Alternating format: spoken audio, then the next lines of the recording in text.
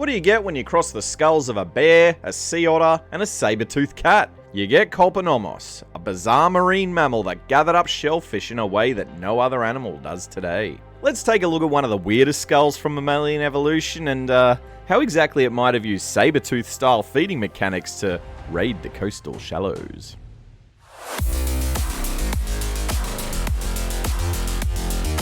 Dr. Rex here. Welcome to the Skullywag Lab, where I break down the bare bones basics of skull science. Today, we're looking at Kolponomos, also known as the marine bear or the otter bear, an amphibious shore-dwelling mammal from the early Miocene. Fossils of this species have turned up along the Pacific coast of North America, mostly around Oregon and Washington.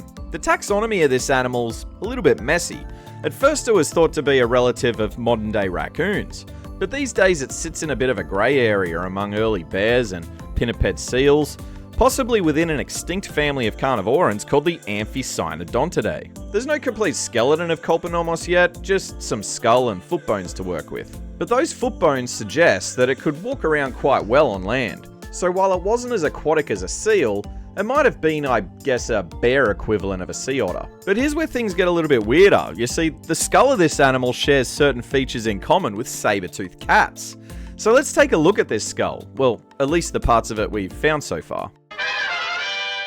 Now, the first thing to be crystal clear about here is that this is not a complete skull. It's missing a lot of these frontal and nasal regions, and this section of the fossil still holds a lot of sandstone. Hard as concrete, super difficult to remove. But since it's closely related to bears, we can imagine it would probably have had a similar overall classic carnivoran shape, similar to this grizzly skull here.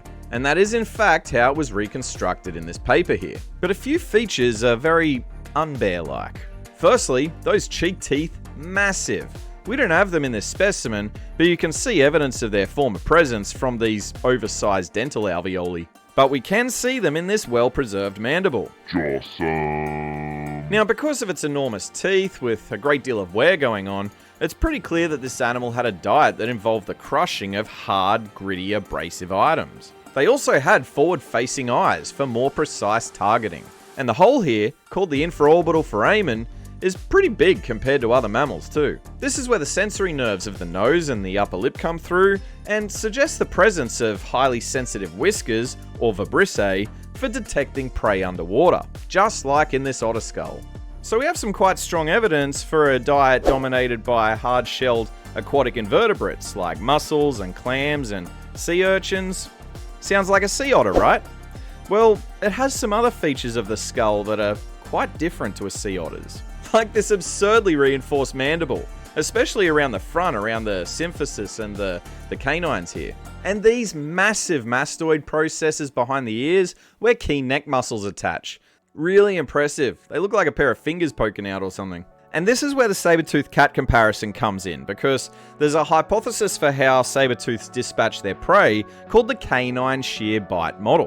What it describes is a process of anchoring the mandible on the prey and then pulling the head downwards with powerful neck flexors to drive the canines in. Now, here's the thing. Kolponomos might have used a similar action to saber-toothed cats, not to kill in the same way, but to wrench mollusks off rocks. Its enormous finger-like mastoid processes are where the various mastoid muscles attach and stretch to the sternum. That's these big powerful muscles here that we use to pull our heads forward or to turn them from side to side. These muscles, alongside other muscles around the neck bones which also have large attachment areas, would likely have been able to generate high forces for pulling the head forwards and downwards towards the chest. This paper, led by Jack Seng from Berkeley, whose work is no stranger to this channel, proposed that Kolponomos anchored its sturdy mandible beneath a clam or a mussel, then pulled its whole head downwards towards its chest using those massive neck muscles, just like a saber-tooth, only underwater. So let's take a look at how this mode of prey capture might have unfolded. We have a clam or a mussel cemented to a rocky surface. Kolponomos comes along and wedges its chunky mandible underneath, perhaps partially even dislodging it in the process. Then, with a few powerful jerks downwards, similar to a saber-tooth shear bite, pop, dinner is served. By the way, that's totally different to how modern mollusk feeders operate. Sea otters pry prey up with their forelimbs and sometimes use rocks as tools. Walruses use suction to slurp clams up straight out of the sandy sediment. Kolponomos, by contrast, likely evolved a skull that used brute mechanical force to pry its prey off the substrate. I wouldn't be surprised if it also used this strategy on other stubborn prey too, like crabs or other large crustaceans that like to hold tight onto rocks. It's just another awesome example of how evolution can take very different paths to solve the same kinds of problems, and how the skull often holds all the evidence we need to discover those strange solutions in extinct animals. What's the weirdest feeding adaptation you've ever seen in the animal kingdom? Why don't you drop it in the comments below so all us Skullywags can chat about it together?